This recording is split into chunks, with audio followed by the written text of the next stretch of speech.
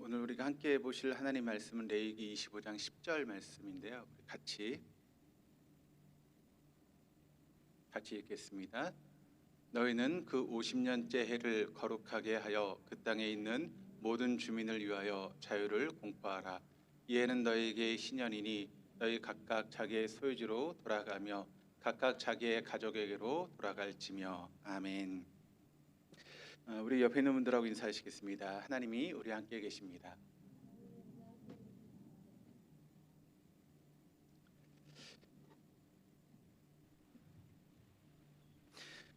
구약 여행에 오신 여러분들을 주님의 이름으로 환영하고 축복합니다. 요즘 대학교를 보면 이제 뭐 전공 과목은 아니겠지만 뭐 교양 과목 같은 경우는 이제 한 학기를 하고 이제 교수 평가를 합니다. 그래서 그 교수 평가에 좋은 점수를 받지 못하면 다음 학기에 강의가 없어지는 경우들이 종종 있습니다. 근데 저는 작년에 이제 그 구약 여행을 통해서 여러분한테 허락을 받았거든요, 그렇죠? 올해도 할 수 있다라고 하는 그런 허락을 받아서 계속 이제 구약에 대해서 함께 말씀을 보도록 하겠습니다. 저희가 11월 달에 구약 여행을 하고 이제 2월 달에 지금 이제 하고 있습니다. 그러니까 거의 한 3달 만에 지금 하고 있죠. 저희가 혹시 전에 했던 말씀 어떤 말씀인지 기억나시나요? 전혀 기억이 안 나시죠? 레위기의 말씀을 우리가 함께 말씀을 나눴는데 레위기의 말씀을 이제 처음부터 다 끝까지 볼 수는 없고요. 그 레위기의 신앙에 대해서 우리가 몇 가지 함께 살펴봤습니다. 그래서 레위기에 나오는 신앙은 어떤 신앙인가라고 할 때 바로 예배 신앙이다라고 하는 것을 우리가 함께 나눴죠. 그러니까 하나님께서 이제 이스라엘 백성들을 출애굽하시잖아요. 그 출애굽하시는 이유가 무엇인가 하면 그 이스라엘 백성들로 하여금 나를 예배하게 하기 위해서, 제사하게 하기 위해서 그들을 이끌어낸다라고 하는 그런 말씀을 하고 계시죠. 그러니까 하나님께서 이스라엘 백성들을 애굽에서 인도해 내시는 그런 중요한 이유 중에 하나가 뭔가 하면 이스라엘 백성들로 하여금 예배하게 하기 위해서 그렇게 이스라엘 백성들을 출애굽했다라고 하는 것이죠. 그러니까 여러분, 우리가 하나님 앞에 나와서 예배하고 또 하나님 앞에 이렇게 예배의 시간을 갖는 것은 하나님께서 우리를 구원하신 목적 중에 하나다라고 하는 것을 우리가 잊지 말아야 됩니다. 그러니까 우리가 예배하는 이 시간이 뭐 복을 받기 위해서 예배한다라고 하는 그런 의미가 결코 아니라는 것이죠. 그러니까 어떤 이제 다른 이제 종교라든가 그런 미신들을 보면 그들이 이제 제사를 드리고 하는 그런 이유가 뭐 때문에 하죠? 복을 받기 위해서 하는 거잖아요. 그런데 여러분 기독교 예배는 전혀 그렇지 않습니다. 우리가 복을 받기 위한 행위가 아니라 나를 구원하신, 그러니까 이스라엘 백성들을 애굽에서 인도하신 그 하나님 앞에 예배하는 것처럼 나를 구원하신 그 하나님의 은혜에 대해서 우리가 응답하는 시간, 그것이 바로 예배의 시간이다라고 하는 것을 우리가 잊지 말아야 됩니다. 그러니까 우리가 하나님 앞에 너무 큰 은혜를 받고 살아가잖아요. 다 죽을 수밖에 없는 그런 존재인데 하나님께서 그 세상 많은 사람들 중에 나를 구원하셨습니다. 그러면 그 구원하심에 대한 그 은혜, 그것을 감사함으로 하나님 앞에 나와서 예배하는 것, 그것이 바로 예배의 진정한 모습이라는 것이죠. 그러므로 예배는 다른 무언가를 얻기 위해서 하는 수단이 아니라 이미 받은 은혜, 우리가 은혜를 받았잖아요. 그 받은 은혜에 대한 응답의 시간, 그것이 바로 예배의 시간이다라고 하는 것이죠. 또 레위기 신앙 어떤 신앙인가 하면 바로 성화의 신앙입니다. 우리가 이제 지난 시간에 배웠던 것을 이제 다시 한번 우리가 반복하는 건데요, 복습하는 건데, 그래서 레위기의 신앙을 통해서 그 성화의 신앙에 대해서 이야기를 하고 있고, 그 이스라엘 백성들은 어떤 공동체인가 하면 성화 공동체라고 하는 것을 이제 말씀하고 있죠. 성화의 시간은 여러분 신앙이라고 하는 것은 출애굽의 목적이 무엇인가 하면 정치적인 해방이 아니라 바로 예배 공동체를 만들고 또 그것을 통해서 그 이스라엘 백성들을 하나님 앞에 거룩한 공동체로 만들어 나가는 것, 그것이 바로 출애굽의 목적이 있다는 것이죠. 그래서 그 이스라엘 백성들이 부족하고 또 연약하고 또 노예 근성이 쩌들어 있는 그런 사람들이지만 그 출애굽의 과정을 통해서 그들을 성화 공동체, 하나님의 거룩한 백성으로 훈련시키고 만들어 나가는 그런 과정, 그것이 바로 레위기의 말씀을 통해 나타나고 있다는 것입니다. 그래서 또 세 번째는 무엇인가 하면 신앙의 거룩함과 또 생활의 거룩함을 의미하고 있습니다. 그래서 이제 오늘은 이제 그 부분에 대해서 함께 말씀을 나누게 될 텐데 레위기의 주요 본문을 이제 한번 보도록 하겠습니다. 첫 번째 레위기의 주요 본문은 어떤 말씀인가 하면 구약 성경의 말씀을 통해서 이제 레위기 16장의 말씀을 이야기를 하고 있는데 바로 구약 성경의 성금요일 곧 대속죄일에 대한 그런 이야기가 레위기의 주요 본문으로 나오고 있습니다. 그래서 우리가 레위기의 말씀을 읽어보시면 16장이 이제 어떤 말씀인가 하면 대속죄일에 대한 그런 말씀이 이제 기록이 되어 있습니다. 그것을 이제 히브리어로 뭐라고 부르는가 하면 욤 키푸르라고 그렇게 부릅니다. 그러니까 우리가 이제 그 레위기의 말씀을 읽다 보면 거기에 중심이 되는 그런 말씀이 어떤 말씀인가 하면 대속죄일에 대한 그런 말씀이 중심이 되어서 레위기의 말씀이 이제 쭉 이어지게 된다는 것이죠. 어떤 사건이 나오고 있는 그런 부분이 아니라 이렇게 대속죄일에 대한 말씀 또 어떤 제사에 대한 규례의 말씀 그러다 보니까 레위기의 말씀이 읽는 분들에게 참 힘들고 어렵게 다가오는 그런 말씀이 됩니다.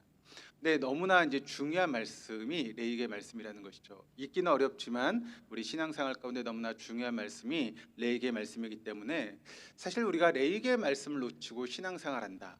그럼 뭐하고 똑같습니까? 안고 없는 찐빵과 똑같습니다. 그렇기 때문에 이 레위기의 말씀이 너무나 중요한 말씀이기 때문에 우리가 이 말씀을 잘 이해하고 또 알 수 있어야 된다는 것이죠. 그래서 대속죄일이라고 하는 그런 부분들이 말씀을 통해 나오고 있는데 여러분 대속죄일이라고 하는 말 자체가 어떤 말씀일까요? 죄를 속한다라고 하는 그런 의미가 있는 말씀이죠. 그러니까 이스라엘 백성들이 죄 그리고 부정으로 인해서 더럽혀졌습니다. 그 백성들을 다시 깨끗하게 만드는 그런 것들이 바로 대속죄일의 그런 의미를 가지고 있다는 것이죠. 왜냐하면 여러분 이스라엘 백성들이 죄 가운데 살아가면 거룩하신 하나님, 공의의 하나님 앞에 여러분 나갈 수 있습니까? 또 그들이 하나님의 백성으로 살아갈 수 있습니까? 살아갈 수 없죠. 왜냐하면 하나님은 죄를 싫어하시는 분이시고 또 하나님은 죄와 함께할 수 있는 분이 아니시기 때문에 그들이 하나님 앞에 나아가기 위해서는 가장 중요한 게 뭔가 하면 죄의 문제를 해결하지 않고는 하나님께 나아갈 수 없다라고 하는 것입니다. 그래서 1년에 한 번 대속죄를 통해서 이스라엘 백성들의 모든 죄를 속하는 그런 시간을 가지게 됩니다. 그래서 여러분 이제 성소를 보시면 성소와 지성소로 나눠져 있잖아요. 근데 그 지성소는 사람들이 들어갈 수 있습니까? 없습니까? 없죠. 그런데 1년에 딱 한 번 누가 들어가죠? 대제사장이 들어갑니다. 언제 들어갈까요? 바로 대속죄일에 들어갑니다. 그래서 모든 사람의 죄를 대속해서 하나님 앞에 용서받는 그런 대속죄일의 그런 시간을 가지게 되는 것이죠. 그래서 레위기 16장의 대속죄일의 의식과 규례가 나오고 있고 또 17장부터는 거룩한 삶에 대한 그런 부분들을 이제 이야기하고 있는 그런 부분입니다. 그래서 대속죄일은 중요한 세 가지 요소가 있는데 다음 장으로 한번 넘겨주시겠어요? 네, 세 가지 중요한 요소가 있는데 첫 번째는 특별한 속죄 제물을 드리는 것, 그것이 3절에서 5절까지 말씀을 통해 나오고 있고 또 두 번째는 속죄양 의식이 이제 6절에서 28절까지 나오고 있습니다. 그리고 세 번째는 금식에 대한 그런 부분들이 29절에서 31절까지 말씀을 통해 나오고 있습니다. 여기 이제 중요한 부분은 첫 번째와 이제 두 번째 부분인데 그 부분을 우리가 살펴보러 가는데 이 대속죄를 위한 이제 준비가 크게 세 단계로 진행이 되게 됩니다. 첫 번째는 아론 자신을 위한 제물 준비가 3절 말씀을 통해 나오고 있고 그리고 4절에는 아론이 몸을 물로 씻는 그런 속죄의 그런 모습이 나오고 있고 세 번째는 백성들을 위한 제물 준비라고 하는 그런 과정이 5절 말씀을 통해 쭉 나오고 있으면서 대속죄일에 이제 준비하는 세 가지 단계에 대해서 이야기를 하고 있습니다. 이때 이제 아론이 입는 옷이 어떤 옷인가 하면 이제 4절 말씀을 같이 한번 읽어보실까요? 같이 읽겠습니다. 거룩한 세마포 속옷을 입으며 세마포 속바지를 몸에 입고 세마포 띠를 띠며 세마포 간을 쓸지니 이것들은 거룩한 옷이라 물로 그의 몸을 씻고 입을 것이며. 자, 이제 아론이 상징하는 게 이제 뭔가 하면 아론은 대제사장을 상징합니다. 그래서 이제 우리가 이제 구약 시대의 이제 모습을 보게 되면 대제사장이 나오고 있는데 그 대제사장이 입는 의복이 있습니다. 그러니까 대제사장만 입는 의복이 있는데 어떤 의복을 입는가 하면 그림을 한번 보여주시죠.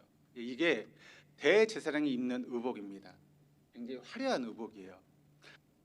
그리고 그 화려한 의복이라서 여러 가지 이제 실로 짜고 막 그렇게 해서 이제 대제사장이 입는 옷이 있는데 그런데 대속죄일에는 이 대제사장의 옷을 입을까요, 안 입을까요? 입지 않습니다. 그리고 어떤 옷을 입는가 하면 세마포 옷을 입습니다. 세마포 옷이 무엇인가 하면 이 옆에 나오는 흰옷, 이게 세마포 옷입니다. 왜 이런 차이가 있을까요? 여러분 딱 보기에도 어떤 옷이 더 화려해 보이죠?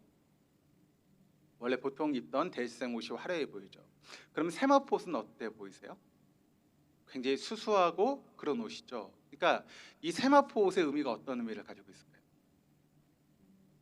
정결, 그리고 또 겸손, 겸비, 그런 의미를 가지고 있습니다. 그러니까 하나님 앞에 나아갈 때 세마포 옷을 입고 나아간다는 거예요. 그 의미는 무엇인가 하면 우리가 하나님 앞에 정결한 모습 혹은 겸손한 모습으로 하나님 앞에 나아간다라고 하는 그런 의미를 가지고 있는 것이죠. 그래서 대속죄일은 민족의 죄를 속죄하는 그런 날이잖아요. 그래서 대제사장이 백성들을 대신해서 모든 죄를 하나님 앞에 중보하며 간구하는 그런 시간을 가질 때 이렇게 세마포 옷을 입고 겸손하고 겸비한 마음으로 하나님께 나아가서 우리 백성들이 짓고 있는 모든 죄를 하나님 용서해 주십시오라고 하는 그런 속죄, 그런 제사의 규례를 가지게 되는 것입니다. 그래서 여러분, 세마포라고 하는 이 옷의 의미는 무엇인가 하면 하나님 앞에 자신을 낮추는 의미가 있습니다. 그 말의 의미는 뭘까요? 여러분, 우리가 예배할 때 자세가 어떤 자세로 예배를 드려야 되죠? 어떤 자세로? 세마포를 입는 그런 마음으로 우리가 예배를 드려야 됩니다. 그 마음이 어떤 마음이라고요? 하나님 앞에 자기 자신을 낮추는 마음, 겸손한 마음, 겸비한 마음으로 하나님께 나아가야 되죠. 다 그렇게 예배 드리고 계시죠? 겸손한 마음으로, 겸비한 마음으로 예배 드리셔야 됩니다. 나를 드러내는 그런 시간이 아니에요. 예배 시간은 내가 잘났다고 나를 드러내고 나를 뽐내는 그런 시간이 아니라는 거죠. 예배는 하나님 앞에 내 자신을 낮추고 겸비함으로 하나님 앞에 서는 시간이 바로 예배의 시간이다. 우리가 거룩하신 하나님 앞에 그런 겸손함으로 예배할 수 있는 그런 모습이 되어야 된다. 네, 여러분, 우리가 예배 나올 때 그런 겸비함으로 나가야 되는데 얼마나 내 생각에 앞서면서 예배에 나오십니까? 내 생각으로. 그렇죠. 안 그런가요?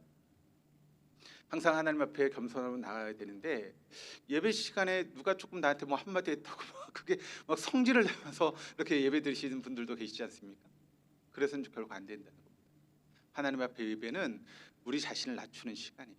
겸비함으로, 겸손함으로 하나님 앞에 내가 낮아지는 시간이죠. 그런데 여러분, 어떻게 내 화가 막 드러나고 나를 드러내려고 하고 내가 승질난다고 막 그 화를 분을 내면서 어떻게 예배를 합니까? 그건 하나님 앞에 예배하는 자세가 아니죠. 그러므로 여러분, 예배하실 때 이런 겸비함으로 하나님 앞에 설 수 있는 우리 동덕의 교우들 되시기를 바랍니다.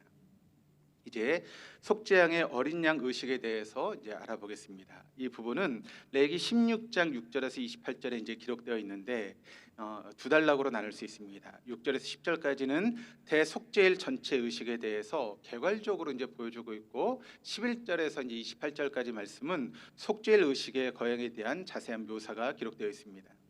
그러니까 그 이제 대제사장이었던 아론이 먼저 이제 하나님 앞에 나아가기 전에서 뭘 하는가 하면 전제 의식을 해요. 그 전제 의식이 무엇인가 하면 하나님 앞에 자기와 또 가족을 위해서 속죄하는 그런 시간을 갖습니다. 그리고 그 다음에 백성들을 위한 속죄의 시간을 갖는다는 것이죠.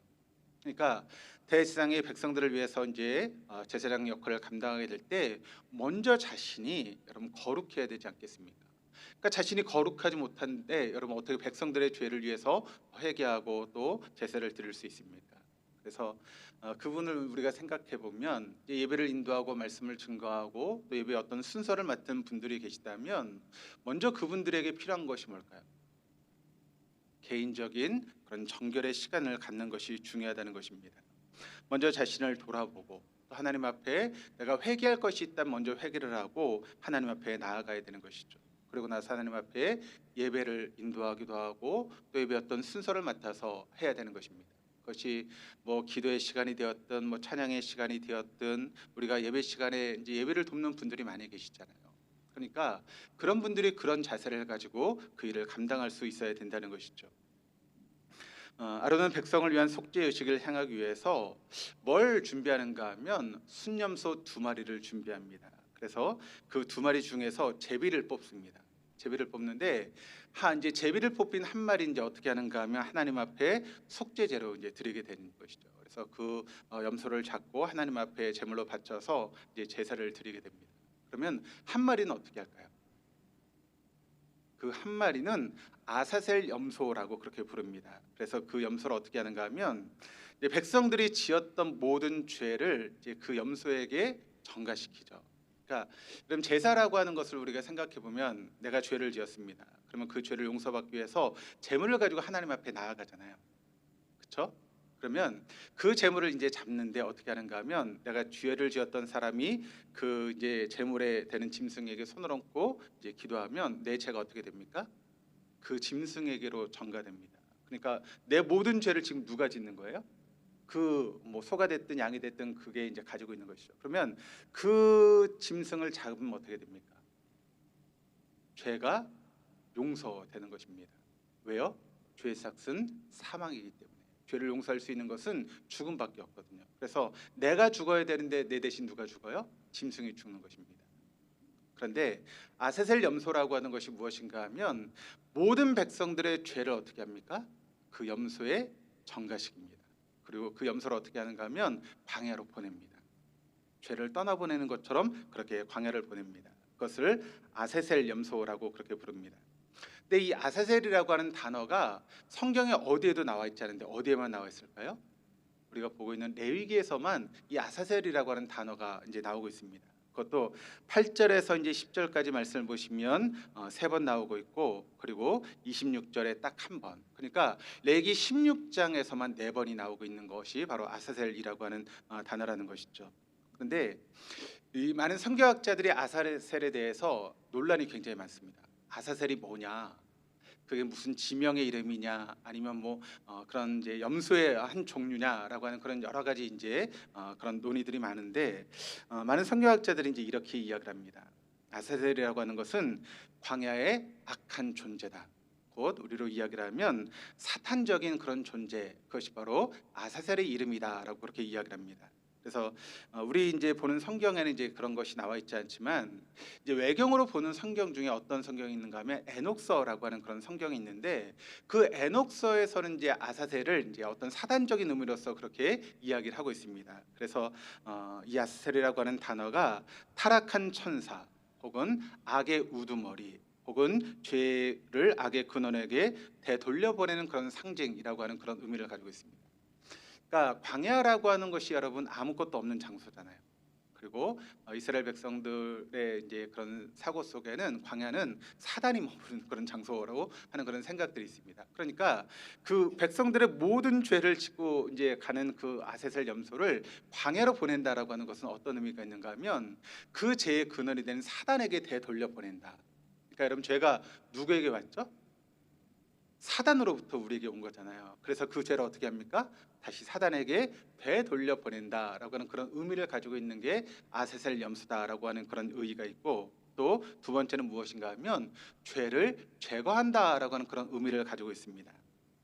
그러니까 히브리어 이제 원어를 이제 해석을 해 보면 아자즈라고 하는 단어가 있는데 이것은 제거하다라고 하는 그런 의미를 가지고 있고 엘이라고 하는 단어는 보내다라고 하는 그런 의미를 가지고 있습니다. 그러니까 그 죄를 완전히 멀리 보낸다라고 하는 그런 의미를 가지고 있죠. 그래서 이것은 어떤 인격체로 보기보다는 어떤 의식적인 그런 내용으로 보는 그런 견해입니다.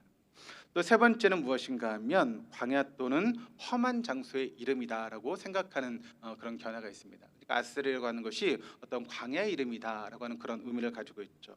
그래서 아사셀이라고 하는 것이 어떤 의미를 가지고 있는가 하면 죄가 버려지는 장소 혹은 광야에서는 성경에서 혼돈, 죽음, 저주의 공간을 상징하는 것이 바로 아사셀이다라고 그렇게 이야기를 합니다. 그러면 이 세 가지 이제 의견 중에서 우리 개신교가 이제 받아들이는 의미는 어떤 의미일까요? 1번일까요? 2번일까요? 3번일까요? 뭐 같습니까, 여러분?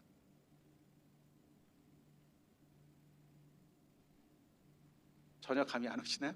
1번일까요? 2번일까요? 3번일까요? 개신교의 전통적인 견해는 2번입니다. 그래서 죄를 제거한다라고 하는 그런 의미를 가지고 있습니다. 그래서 이제 보통 많은 이제 신학자들은 2번이 맞을 것이다라고 그렇게 생각하는 경우들이 많이 있죠. 그래서 죄를 제거한다는 것입니다. 우리로부터 멀리 떠나 보낸다. 그래서 아세셀 염소를 이제 보내잖아요, 광야로. 근데 어떻게 보내는가 하면 다시는 돌아올 수 없게 만들어서 이렇게 보낸다는 것입니다. 그러니까 아주 멀리 떨어져 가지고 이제 보내면 그 이제 예루살렘이 됐던 그 지역으로 다시 돌아올 수 없게 멀리 떠나보내서 보내게 되는 것이죠. 그래서 그 아세셀 염소가 여러분 죄를 짓고 갔는데 다시 예루살렘으로 돌아오면 어떻게 돼요? 죄가 돌아오는 거잖아요. 그러니까 그건 절대 있을 수 없는 일이죠. 그러니까 아주 멀리 다시는 이제 돌아올 수 없는 그런 곳으로 떠나 보내게 되는 것이죠. 그래서 이 아사셀이라고 하는 이름을 어떻게 이해하든 간에 우리는 이제 뭘 생각해야 되는가 하면 이것은 추방의 의미가 있다. 그래서 죄를 우리에게서 추방한다. 그리고 어떤 잘못된 것들을 우리에게서 이제 멀리 떠나보낸다라고 하는 그런 의미가 있습니다. 그러니까 추방 의식은 그 염소가 운반하는 죄들을 본래 자리로 되돌려 보낸다라고 하는 그런 의미입니다. 그러니까 이것은 이제 어떤 의미에서 보면 1번하고 또 이제 연결되는 그런 부분이겠죠. 그래서 그 모든 목적은 죄들을 본래 자리로 되돌려 보냄으로써 공동체에 있는 죄를 제거하고 공동체 안에서 죄의 세력이나 어떤 효력들이 완전히 사라지도록 하는 그런 의미가 있는 것이 바로 아사셀 염소의 그런 의미입니다. 그래서 이제 하나님께서 원하시는 건 뭔가 하면 그렇게 죄가 그들에게서 떠나감으로 인해서 하나님의 이제 거룩한 백성으로 세워지는 그와 같은 이제 하나님이 원하시는 그런 모습이겠죠. 그런 의미에서 보면 레위기 16장 21절 말씀을 우리가 주목해 볼 필요가 있는데 우리 한번 읽어보도록 하시겠습니다. 아론은 그의 두 손으로 살아있는 염소의 머리에 안수하여 이스라엘 자손의 모든 불의와 그 범한 모든 죄를 아뢰고 그 죄를 염소의 머리에 두어 미리 정한 사람에게 맡겨 광야로 보낼지니. 그러니까 이스라엘의 모든 죄를 여러분 어떻게 합니까? 염소의 머리에 둔다. 그러니까 죄를 다 어디다 전가시키는 거예요? 그 염소에게 전가시킵니다. 그래서 이제 그 아스셀 염소를 맡은 사람에게 맡기면 그 사람이 이제 멀리 광야까지 가가지고 그 염소를 이제 이렇게 풀어버리는 거죠. 그럼 이제 아스셀 염소가 이제 뭐 풀을 뜯어먹든지 뭐 어떻게 하든지 그렇게 멀리 떠나가게 되는 것이죠. 그런데 이 부분은 이제 세 번역이 어떻게 번역을 하고 있는가 하면 이렇게 번역을 합니다. 한번 같이 한번 읽어보실까요? 이스라엘 자손이 저지른 온갖 악행과 온갖 반역행위와 온갖 죄를 다 자백하고 나서, 여기 보면 온갖 악행, 온갖 반역행위, 온갖 죄, 죄를 의미하는 이제 히브리어가 모두 복수형인데 그 앞에는 모든이라고 하는 수식어가 있습니다. 그러니까 이 의식을 통해서 이제 어떤 것을 의미하는가 하면 우리는 모든 죄를 제거한다라고 하는 그런 의미를 가지고 있는 것이죠. 그래서 그 아스셀 염소가 백성들의 모든 죄를 이제 가지고 이제 그들에게서 떠나가게 되는 것입니다. 그래서 이스라엘 백성들이 거룩함으로 하나님 앞에 회복할 수 있도록 하는 그런 행사, 그런 의식이 바로 아스셀 염소라는 것이죠. 그것이 대속죄일에 행해지게 된다는 것입니다. 이 부분이 이제 신약하고도 이제 연결이 될 수 있거든요. 그러니까 구약의 말씀이 결국 신약의 말씀하고 이제 연결이 되어지게 됩니다. 그래서 히브리서 6장에서 9장까지 말씀을 보시면 이 속죄 염소, 아세셀 염소에 대한 그런 기능이 누구에게 주어지게 되는가 하면 누구에게 주어질까요? 바로 예수 그리스도에게 주어지게 되죠. 그래서 요한복음 1장 2절 말씀에 우리가 잘 알고 있는 말씀인데 어떤 말씀이 있습니까? 세상 죄를 지고 가는 하나님의 어린 양. 그러니까 뭐가 떠오르십니까? 이 말씀을 읽으면 아세셀 염소가 떠오르죠. 그러니까 우리의 세상에 있는 모든 죄를 지고 그 어린 양 대신 예수님께서 가셨다. 그런 의미를 가지고 있죠. 아세셀 염소가 백성들의 모든 죄를 짓고 광야로 떠나갔던 것처럼 예수님이 우리의 모든 죄를 짊어지시고 십자가의 길을 걸으심으로 우리가 용서받을 수 있게 된 것입니다. 그러니까 아세셀을 그 염소를 통해서 수상죄를 지고 가는 어린 양의 이미지를 바로 요한복음 말씀이 우리에게 이야기를 하고 있는 것입니다. 그래서 구약의 대속죄일은 매년 그렇게 1년에 한 번씩 실행되지만 예수님께서 하신 일은 여러분 어떻죠? 단 한 번에 모든 것을 완성하셨잖아요. 만약 예수님이 아셀 염소 같다면 어떻게 돼요? 1년에 한 번씩 죽으셔야죠. 그런데 예수님의 여러분 그 죽으심 어떻습니까? 단 한 번으로 우리의 모든 죄를 용서하신 거예요. 그래서 예수님이 다시 십자가에 죽을 필요가 없습니다. 단 한 번에 우리의 모든 죄가 용서를 받으신 것입니다. 그래서 이제는 누구든지 예수 그리스도를 통해서 누구에게 나아갈 수 있습니까? 거룩하신 하나님 앞에 나아갈 수 있습니다. 그러니까 대제사장이었던 아론이 그와 같은 의식을 통해서 지성소 안에 하나님 앞에 나아갈 수 있었던 것처럼 여러분 그 전에 모든 인간 하나님 앞에 나아갈 수 있습니까? 없습니까? 없죠. 제사장을 통해서만 나아갈 수 있었고 제물을 통해서만 용서받을 수 있었는데 예수님 십자가를 지심으로 여러분 우리 모두가 이제는 하나님 앞에 담대하게 나갈 수 있게 되었고 하나님의 자녀가 되는 은총을 누리게 되었다라고 하는 것입니다. 그 말씀이 이제 히브리서의 말씀에 나오고 있는데 히브리서 9장 12절과 히브리서 10장 10절 말씀을 한번 같이 읽어보시겠습니다. 염소와 송아지의 피로 하지 아니하고 오직 자기의 피로 영원한 속죄를 이루사 단번에 성소에 들어가셨느니라. 또 10장 10절 이 뜻을 따라 예수 그리스도의 몸을 단번에 들이심으로 말미암아 우리가 거룩함을 얻었노라. 그러니까 예수님의 그 보혈의 능력으로 여러분 우리가 어떻게 되었습니까? 거룩함을 얻게 되었다. 하나님의 거룩한 자녀가 되었다라고 하는 것입니다.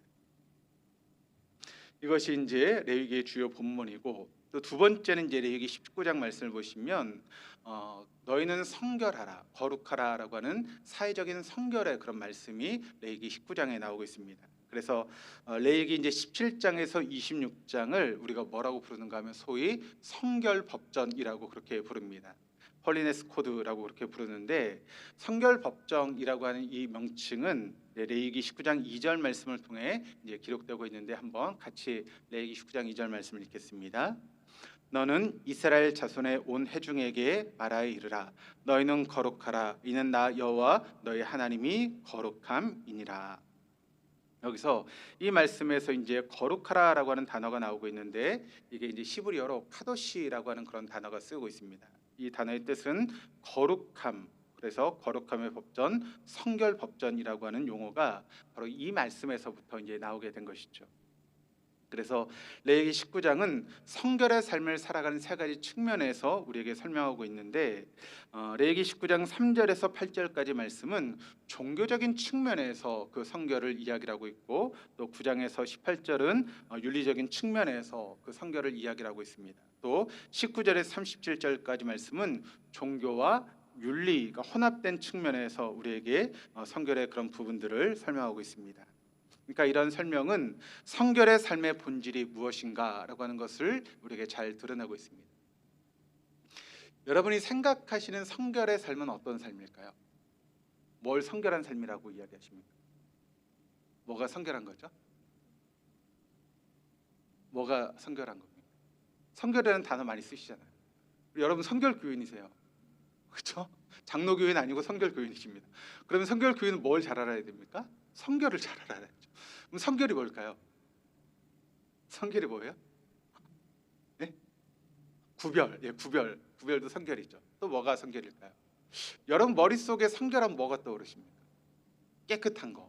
그래서 막 기도도 많이 하고 뭐 금식도 하고 그런 것들을 이제 성경도 막 읽고 그런 걸 성결이라고 이제 머릿속으로 떠올리실 수 있죠. 물론 그런 것도 이제 성결의 한 부분일 수 있지만 성결한 삶이 무엇인가라고 하는 그런 부분들을 우리가 생각해 보면 이제 여기 나오는 이제 19장 말씀을 통해서 보시면 윤리적인 그런 부분, 윤리에 대한 그런 충성과 또 동시에 종교적인 수행이 동일한 열심으로 이루어질 때 완수될 수 있는 것이 바로 성결의 삶이다라고 그렇게 이제 이야기할 수 있습니다. 좀 어려운 말씀인데 조금 더 이제 풀어 나가면 레위기 19장 2절 말씀을 보시면 하나님께서 온 회중에게 뭐라고 이야기를 하는가 하면 거룩하라라고 하는 그런 명령을 하십니다. 그러니까 이스라엘 백성은 어떤 삶을 살아야 되는가 하면 거룩한 삶을 살아가야 됩니다. 그 말씀은 여러분 우리에게도 해당되죠. 그럼 우리도 여러분 거룩한 삶을 살아야 되지 않습니까? 그러면 그 거룩한 삶에 대해서 이야기를 하는데 그런데 그렇게 우리가 거룩한 삶을 살기 위해서 감당해야 되는 그런 부분이 있다는 거예요. 그것은 이제 종교적인 측면에서 이제 먼저 소개하고 있는데 종교적인 측면에서 이제 부분을 19장 3절과 4절 말씀을 통해서 이야기를 합니다. 우리 한번 같이 한번 읽어보시겠습니다. 너희 각 사람은 부모를 경외하고 나의 안식일을 지키라. 나는 너희 하나님 여호와이니라. 너희는 헛된 것들에게로 향하지 말며 너희를 위하여 신상들을 부어 만들지 말라. 나는 너희 하나님 여호와이니라. 자기는 종교적인 측면에서 지금 이야기를 하고 있습니다. 그러니까 우리가 거룩한 삶을 살아가려면 어떻게 살아가야 되는가? 종교적인 측면에서 뭐라고 말씀하고 있는가 하면 바로 신상들을 부어 만들지 말라. 그러니까 우상을 숭배하지 말라라고 하는 것이죠. 그러니까 헛된 것들, 세상 사람들이 지금 쫓고 있는 그런 헛된 것들에게 우리의 마음을 뺏기지 말고 어떤 우상을 숭배하지 말고 하나님 앞에 그렇게 믿음의 삶을, 종교적인 삶을 살아가야 된다라고 이야기를 합니다. 근데 이것으로 끝나는 것이 아니라 또 이어져서 이제 19장 9절에서 18절까지 말씀을 통해서는 우리가 거룩한 삶을 살기 위해서 종교적인 부분도 필요하지만 윤리적인 그런 부분도 우리에게 요구된다라고 하는 것을 이야기를 합니다.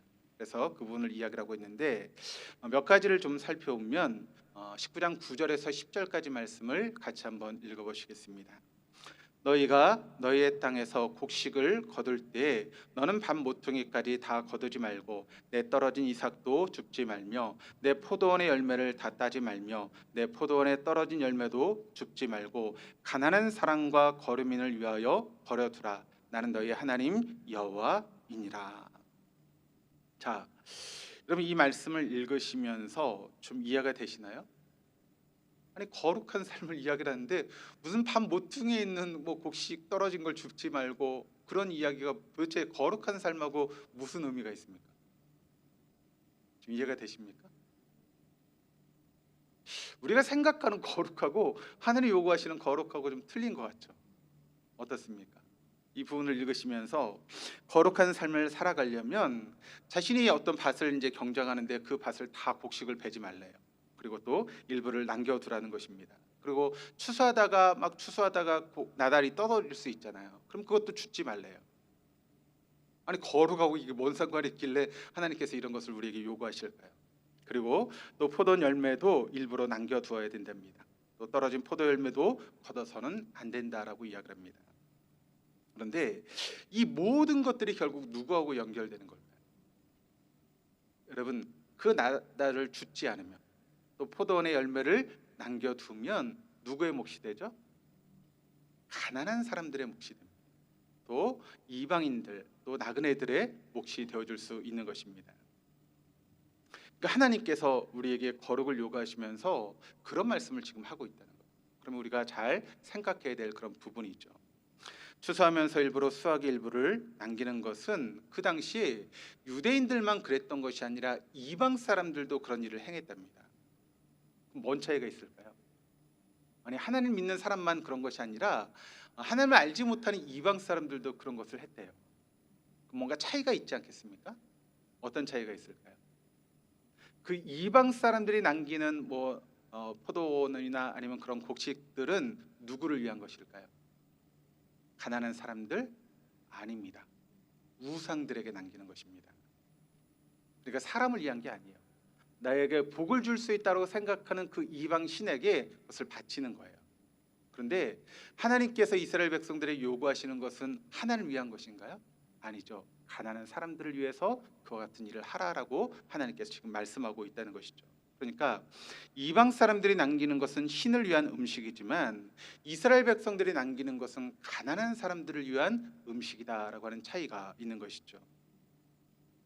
그러니까 그 당시 이제 풍습에 따르면 마땅히 그 모든 것들은 하나님께 되돌려져야 되는 것이지만 오히려 하나님은 그것을 하나님을 위한 것이 아니라 가난한 사람들을 위한 것으로 돌리시는 그런 모습을 우리가 보게 됩니다. 그러면서 이제 11절 말씀에 이런 말씀을 하고 있습니다. 같이 읽어보시겠습니다. 너희는 도둑질하지 말며 속이지 말며 서로 거짓말하지 말며 또 13절에도 이렇게 이야기합니다. 같이 읽겠습니다. 너는 내 이웃을 억압하지 말며 착취하지 말며 품꾼의 싹을 아침까지 밤새도록 내게 두지 말라.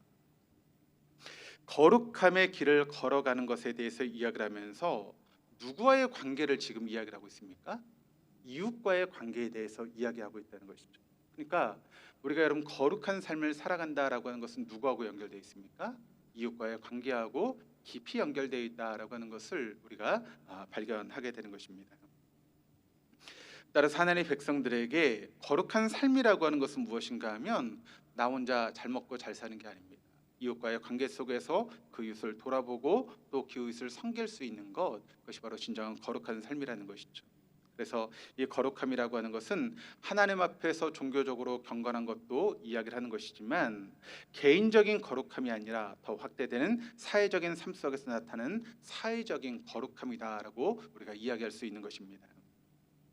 그래서 여러분 사회 관계 속에서 교회가 어떤 일을 해야 되는가 하면 어려운 이들을 돌볼 수 있는 그런 일을 해야 되고 또 지역사회를 섬길 수 있는 그런 일들이 교회가 마땅히 해야 될 그런 일이라는 것입니다. 그러니까 교회가 자기 것만 크게 세우고 뭐 사람들만 많아지고 하는 것이 하나님께서 원하시는 거룩이 아니라 교회가 작은 교회라 할지라도 지역사회 어려운 사람들을 돌아보고 또 그들을 섬기면서 지역사회를 섬길 수 있는 그런 교회가 하나님께서 원하시는 거룩한 교회다라고 하는 것을 우리가 알게 되는 것이죠. 그래서 레위기 19장 9절에서 18절에서는 거룩한 삶을 다음과 같은 문장으로 간단하게 정의하고 있는데 한번 들어보시기를 바랍니다.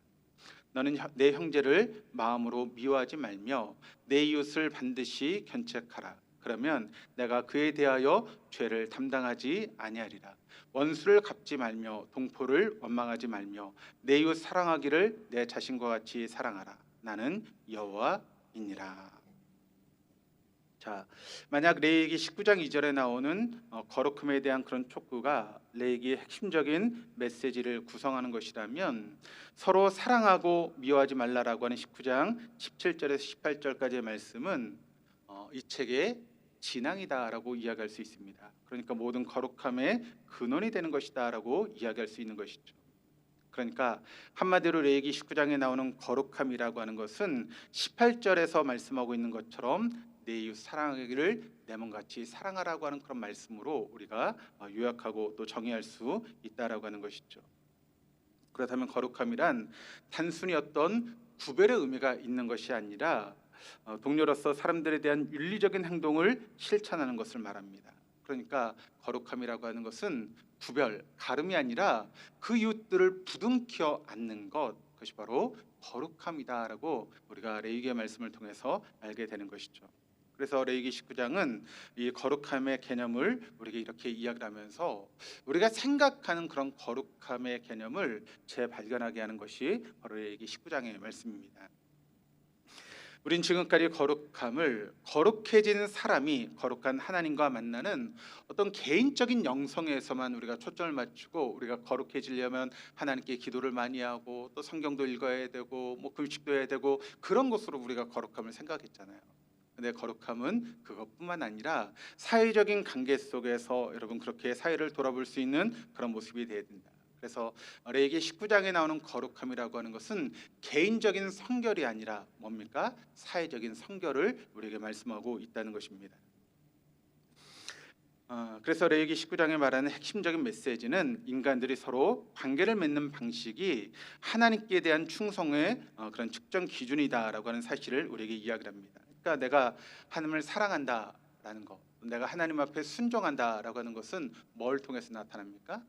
내가 이웃을 어떻게 대하고 있느냐라고 하는 것으로 나타나는 것이죠. 그러니까 여러분, 내가 하나님 앞에 내가 하나님을 사랑합니다. 그래 말을 했어요. 근데 이웃에 대해서 어떻게 행동합니까? 막 그 사람을 욕하고 그렇게 뒤에서 막 욕하기도 하고 그러면 여러분 그게 하나님을 사랑하는 겁니까? 하나님 그게 사랑하는 게 아니다라고 이야기하죠. 그러니까 하나님을 사랑한다면 우리가 어떻게 되는가 하면 내 마음에 맞지 않는 그 이웃도 내가 품을 수 있어야 되고 내가 또 나에게 상처를 준 사람까지도 안을 수 있는 그것이 바로 진정한 의미의 거룩함이다라고 말씀하고 있다는 것이죠. 이런 사회적인 삶 속에서의 거룩함, 즉 사회적인 성결로 나가는 것이 바로 레위기 19장이 말하고 있는 진정한 거룩한 삶의 모습이고 그것이 성결한 삶이라는 것입니다. 네, 여러분 한국 교회가 지금까지 그런 거룩한 삶을 살았을까요? 어떻게 생각하십니까? 한국 교회가 레위기 19장에 나오는 그런 거룩한 삶을 살았을까요? 지금까지는 그렇게 살지 못했던 것 같아요. 그래서 교회가 개교회주의로 빠져가지고 우리 교회만 아는 그런 교회가 돼버리고 말았습니다. 주변을 돌아보지 않아요. 그냥 어떤 방법을 써서든 그냥 우리 교회만 커지고 뭐 건물을 좋게 짓고 뭐 재정이 많아지고 사람이 많아지면 다 뭐라고 이야기를 합니까? 저 교회는 하나님이 함께 하시나 봐라고 그렇게 이야기하지 않습니까? 여러분 교회가 커지는 게 하나님이 함께 하시는 걸까요? 재정이 많아지는 게 하나님이 함께 하시는 걸까요? 아니죠. 근데 한국 교회가 지금까지 착각했습니다. 그래서 교회가 커져서 재정이 많아지고 좋은 건물을 짓면 저 교회는 좋은 교회라고 이야기를 하죠. 안 그런가요? 다 그렇게 생각하셨죠. 그렇죠? 좋은 교회 기준이 뭡니까? 좋은 교회 기준이 뭐죠? 레위기 19장의 말씀을 통해서 보면 눈에 보이는 뭐 건물이 화려하고 뭐 사람이 많고 그런 게 아니라는 거예요. 우리 지방에 70개 교회가 있거든요. 그럼 우리 지방에서 가장 좋은 교회는 어떤 교회일까요? 사람들은 보통 뭐라고 이야기를 하면 신촌교회라고 이야기를 합니다. 왜 그렇죠? 그 교회가 제일 크거든요. 그리고 사람도 많고 건물도 화려하고. 근데 여러분 그게 아니라는 거예요. 하나님 원하시는 좋은 교회는 어떤 교회일까요? 교회가 사회적인 그런 역할을 감당하는 교회가 좋은 교회입니다. 어려운 이웃들을 돌아보고 또 그들을 배려하고 하는 그런 모습들이 좋은 교회라는 것이죠. 간단하게 한번 예를 들어보겠습니다. 저희 교회 가끔 노숙자분들이 오세요. 근데 그분들이 얼마나 안 씻었나 그분이 한번 왔다 가면 교회 전체가 썩은 데가 나요. 그럼 여러분 그런 분들을 보시면 여러분 어떻게 하세요? 추우시죠? 차라도 한잔 하시죠 하면서 차를 대접하십니까? 어떻게 하십니까? 냄새 나는데 빨리 나가시라고 그러십니까? 어떻게 하세요? 여러분 생각에 맡기겠습니다. 어떻게 해야 될지. 하나님께서 원하시는 좋은 교회 우리가 만들어 가야죠. 그렇지 않습니까? 그 사람들이 여러분 헐벗고 춥고 그런 사람들이 저 교회 가니까 나를 반겨주더라. 내가 이렇게 냄새나고 지저분한데 그거 상관없이 나를 반겨주더라. 그게 여러분 좋은 교회 아니겠습니까? 그런 교회를 우리가 만들어야죠. 또 세 번째 안식년과 신년에 대한 그런 부분인데 이것은 생태계에 대한 그런 부분을 이야기를 하고 있습니다. 레위기 25장에 나오고 있는 부분인데 레위기 25장 1절 말씀을 우리 같이 한번 읽어보시겠습니다. 여호와께서 시내산에서 모세에게 말씀하여 이르시되. 자, 이 장이 이제 시내산 단락에 이제 속해 있는 그런 부분인데 시내산 단락이란 모세오경 가운데 시내산에서 머문 기간 동안 관련된 부분을 전문 용어로 시내산 단락이라고 그렇게 이야기합니다. 그러니까 시내산 단락은 이제 출애굽한 공동체가 시내산에서 대략 한 1년의 시간을 이제 거기에 머물게 됩니다. 거기서 이제 하나님의 율법을 받기도 하고 또 이제 모세에게 여러 가지 하나님께서 이제 규례를 정하기도 하고 제사에 대한 그런 부분도 이제 나누면서 이스라엘 백성들이 이제 전체적인 그런 제사라든가 그런 율례들을 정하는 그런 시간을 갖게 되는 것이죠. 그래서 그 시내산에서 받았던 그 율법을 이제 모아놓은 그런 부분입니다. 먼저 레위기 25장의 안식년 부분을 이제 알아보면 하나님의 가르침은 어떤 가르침인가 하면 땅 자체를 쉬게 하는 그런 이제 부분을 말씀하고 있다는 것이죠. 그래서 매주간 안식의 원리를 확장시킨 것이 바로 안식년의 그런 부분입니다. 레위기 25장 이제 4절에서 5절까지 말씀을 같이 한번 읽어보시겠습니다. 일곱째 해에는 그 땅이 쉬어 안식하게 할지니 여호와께 대한 안식이라. 너는 그 밭에 파종하거나 포도원을 가꾸지 말며 내가 거둔 후에 자라난 것을 거두지 말고 가꾸지 아니한 포도나무가 맺은 열매를 거두지 말라. 이는 땅의 안식년임이니라. 그러니까 매 7년째가 되면 그 땅을 어떻게 됩니까? 쉬게 해야 된다라고 하는 것입니다. 그러니까 7년마다 지켜야 되는 안식년의 법은 결국 어떤 법인가 하면 땅을 쉬게 하는 그런 휴식의 이제 그런 법이라는 것이죠. 그래서 이 기간 동안에는 뭐 파종도 하지 말아야 되고 뭐 시나 뭐 추수하는 그런 모든 일체가 금지되게 된다는 것입니다. 안식년 동안에 그 땅이 자연적으로 낸 것은 사람들이 식량으로 삼을 수 있지만 근데 그것을 이제 좀 더 많이 하기 위해서 하는 그런 모든 행위들은 할 수 없게 되는 것입니다.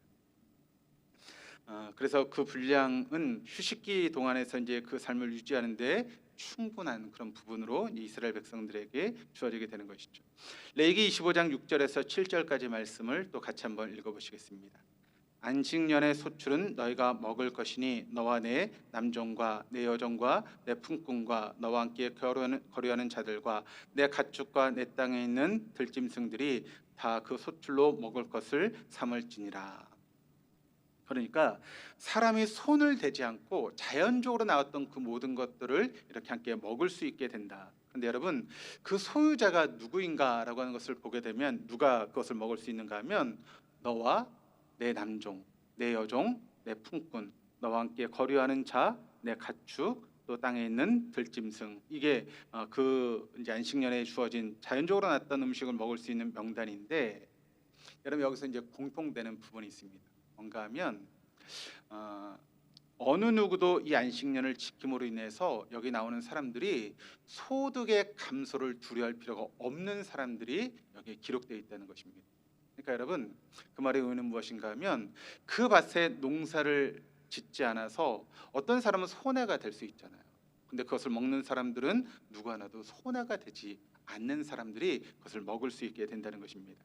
그리고 그 말의 의미는 무엇인가 하면 이게 자연적으로 거두어질 수 있는 그 부분을 어느 한 사람도 독점할 수 없다라고 하는 것입니다. 모든 사람이 나눠 먹는 것이라는 것이죠. 그것을 하나님께서 가르치고 있는 것입니다. 더 나아가 안식년에 그 땅에서 스스로 자란 것으로 이제 얻은 수확물은 가난한 자들과 또 거류민뿐만 아니라 누구까지 먹을 수 있는가 하면 가축들과 또 들짐승들까지 그것을 먹을 수 있게 했다라고 하는 것이죠. 그러니까 결국은 그 안식년 법은 누구를 위한 법일까요? 누구를 위한 법이 되죠? 지구 만물, 그러니까 모든 그런 피조물 전체에게 주는 그런 하나님의 은혜다라고 하는 것이죠. 그래서 이제 레위기 25장의 희년 부분을 이제 살펴보면 희년을 이제 시브리어로 뭐라고 부르는가 하면 요벨이라고 부릅니다. 왜 요벨이라고 부르는가 하면 이게 나팔의 의미가 있거든요. 그러니까 여러분 희년이 되면 이제 어떤 것을 하는가 하면 나팔을 붑니다. 근데 그 나팔이 어떤 나팔인가 하면 순양의 뿔로 만들어진 나팔이에요. 그래서 거기서부터 요벨이라고 하는 단어가 나왔습니다. 그래서 시녀는 그 나팔을 불므로 시작하기 때문에 시녀를 이제 요벨이라고 그렇게 불렀던 것이죠. 레위기 25장 9절에 이제 알 수 있게 되는데, 그래서 순양의 뿔로 만든 나팔을 불므로써 시년이 시작되기 때문에 요벨이라고 그렇게 이름이 붙여졌습니다. 그런데 이게 이제 영어로는 이제 어떤 단어를 쓰고 있는가 하면 주빌리라고 하는 그런 단어를 쓰고 있습니다. 근데 이 주빌리라고 하는 단어는 어떤 뜻인가 하면 즐거운 축제라고 하는 그런 의미를 가지고 있습니다. 그러니까 여러분 희년이라고 하는 말의 의미는 뭐예요? 복되고 즐거운 해라고 하는 그런 의미를 가지고 있는 게 희년의 의미라는 것이죠. 이 희년이 여러분 이제 뭔가 하면 6년까지 이제 일을 하고 7년째 쉬잖아요. 그럼 이제 7년의 이제 그런 텀이 되지 않습니까? 그 7년이 7번 돌아갑니다. 그리고 그 이제 해가 이제 7번 다 돌아가면 그 다음 해가 이제 희년이 되는 것입니다. 그러니까 이제 숫자로 계산하면 몇 번이죠? 50번째가 되는 게 바로 희년의 그런 의미가 되는 것이죠.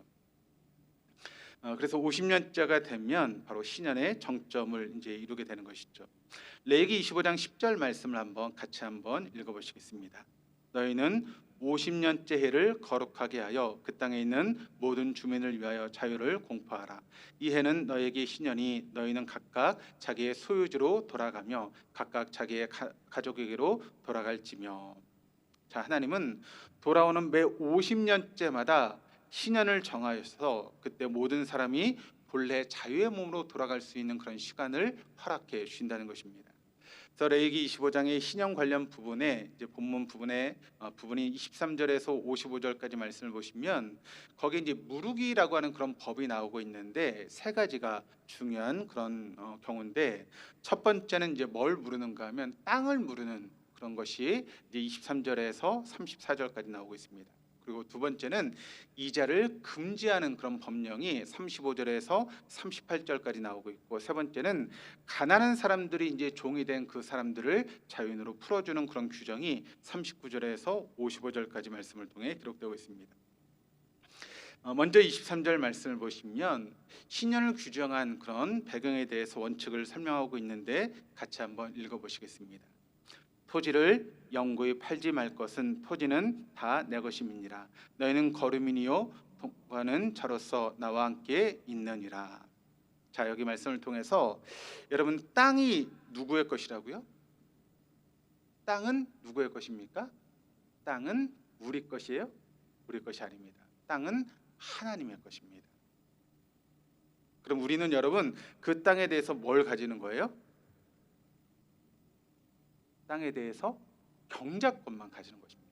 땅의 주인은 하나님이시고, 옛날에 이제 소작농이 있었잖아요, 그렇죠? 소작농이 어떤 사람들이죠? 땅 주인이 따로 있고 그 땅을 빌려서 이제 농사를 지어서 먹고 사는 사람들을 우리가 소작농이라 그러잖아요. 그러니까 엄밀한 의미에서 보면 우리는 뭡니까? 우리는 하나님의 소작농이죠. 하나님께서 우리에게 땅을 주셨습니다. 그래서 그 땅을 통해서 우리가 먹고 사는 것이죠. 그것이 땅일 수도 있고 우리에게 재능일 수도 있고 달란트도 될 수 있는 것이죠. 그러니까 여러분, 우리가 가지고 있는 재능이 우리 겁니까? 하나님 우리에게 허락하신 거예요. 그럼 그 주인은 누구십니까? 하나님이죠. 그럼 우리의 재능은 누구를 위해 사용해야 됩니까? 내가 잘 먹고 잘 살기 위해서? 아니죠. 하나님 위해서 우리의 재능과 달란트를 사용할 수 있어야 된다. 그것을 우리에게 말씀하고 있는 것이죠. 토지 무르기라고 하는 부분이 나오고 있고, 그리고 또 이자 금지령, 그러니까 어떤 가난한 사람들에 대해서 이자를 면제해 주어서 그들을 재활하는 것을 돕고 있고, 또 채무 노예의 그런 면책 규정. 그래서 가난한 사람들이 이제 그 가난으로 해서 종이 될 수 있지만 신년이 되면 모든 사람들을 자유인으로 풀어주는 그런 규례가 신년의 규례 가운데 있다는 것이죠. 어떤 경우든 신년이 되면 하나님의 백성 모두 자유하게 됩니다. 그래서 레위기 25장 54절 말씀을 보시면 이렇게 증거합니다. 그가 이같이 속량되지 못하면 신년에 이르러는 그와 그의 자녀가 자유하게 될 것이다. 또 25장 55절에도 이스라엘 자손은 나의 종들이 됨이라. 그들은 내가 애굽 땅에서 인도해낸 내 종이요 나는 너희의 하나님 여호와이니라. 그러니까 여러분, 우리 모두는 누구의 것입니까? 바로 하나님의 것이죠. 그러므로 사실 이 땅은 자꾸 우리가 뭘 만들어냅니까? 차별을 만들어내죠. 돈이 많고 적음을 통해서 차별이 일어나고, 또 얼마나 많이 배웠느냐 못 배웠냐를 통해서 차별이 일어나고, 얼마나 힘이 있느냐 없냐에 따라서 차별이 일어나는 세상입니다. 그래서 자꾸 어떤 보이지 않는 그런 벽을 만들고 차별을 만들어내는 그런 세상입니다. 그래서 요즘 이제 아이들이 초등학교 가면 끼리끼리 논대요. 어떻게 끼리끼리 놀죠? 네. 아파트에 사는 애들, 일반 주택에 사는 애들, 또 아파트에 사는 애들도 그냥 같이 안 어울린대요. 40평대 사는 애들, 30평대 사는 애들, 20평대 사는 애들 다 이렇게 서로 간에 이렇게 어울린다는 거예요. 결국 그게 뭡니까? 차별을 만든다라고 하는 것이죠. 그래서 우리가 사는 세상은 자꾸 차별을 만들어냅니다. 근데 우리 믿는 사람들이 거기에 동참해야 될까요? 아니죠. 우리는 차별을 자꾸 부숴야 됩니다. 그게 우리가 해야 될 일이죠. 하나님께서 우리를 창조하시고 모든 하나님의 자녀들이 이 땅에서 자유롭게 살아가기를 원하시는 분이 하나님이십니다.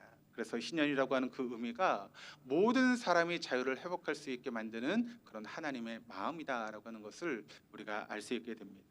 그래서 모든 사람에게 새로운 인생을 살아갈 수 있는 그런 기회를 허락한다는 것이죠. 그러니까 어떤 사람이 실수했습니다. 그래서 어려움을 당하게 되었고, 그 어려움을 해결하기 위해서 자신 스스로를 이제 종으로 파는 그런 일들이 생기게 됩니다. 그럼 종으로 살아가면 회복할 수 있는 기회가 있을까요? 없죠. 자신의 능력으로는 회복할 수 있는 기회가 없습니다. 그런데 신년이 되면 어떻게 됩니까? 그 종으로부터 자유를 찾게 됩니다. 그러면 그 인생이 또 새로운 기회를 얻게 되는 것이고, 새로운 그런 기회를 통해서 살아갈 수 있게 되는 것이죠. 그것이 바로 하나님의 은혜입니다. 그리고 우리도 마찬가지죠. 우리가 한번 어려움을 당할 수 있고 넘어질 수 있습니다. 근데 하나님은 그런 우리를 그냥 내버려 두시는 분이 아니에요. 우리가 다시 회복할 수 있도록 도우시는 분이 우리 하나님이십니다. 그래서 하나님의 자녀로 살아갈 수 있도록 우리를 이끄시는 그런 하나님의 모습을 우리가 이 신년의 모습을 통해서 발견하게 됩니다. 우리가 살고 있는 사회가 경제적인 불평등, 또 부의 세습과 같은, 또 가난의 대물림 같은 그런 사회 가운데 우리가 살고 있습니다. 어떤 의미에서 보면 악순환의 그런 고리가 계속 이어지고 있다라고 하는 것이죠.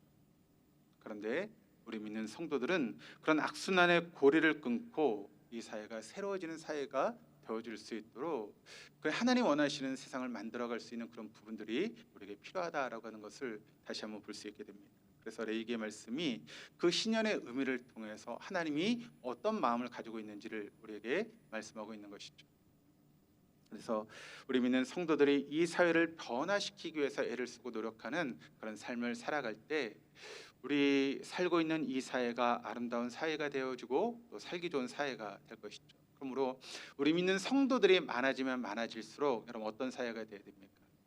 차별이 끼어지는 사회, 누구나 평등한 사회, 누구나 잘 살 수 있는 그런 사회를 우리 믿는 성도들이 만들어 가야 됩니다. 아니 내가 무슨 힘이 있다고 그런 사회를 만듭니까? 우리가 살고 있는 그 자리에서부터 우리가 그런 삶을 살아갈 수 있어야 된다는 것이죠. 내 주변의 작은 모습이지만 내가 변화를 일으키면 그 변화가 점점 퍼져 나갈 수 있습니다. 그런데 내가 힘이 없어라고 아무 변화도 하지 않으면 우리 사회는 그냥 그렇게 악순환의 고리로 이어지게 됩니다. 그런데 내가 그 악순환의 고리를 끊고 내 주변에도 그런 변화를 일으키면 그 변화가 점점 퍼져 나가서 우리가 살고 있는 이 나라와 이 사회가 새롭게 변화되는 놀라운 역사가 있게 될 것이고, 또 하나님께서 그런 것을 우리에게 요구하고 계시다라고 하는 것을 네 개의 말씀을 통해서 다시 한번 깨달을 수 있는 저와 여러분 우리 모두가 될 수 있기를 주님의 이름으로 축복합니다.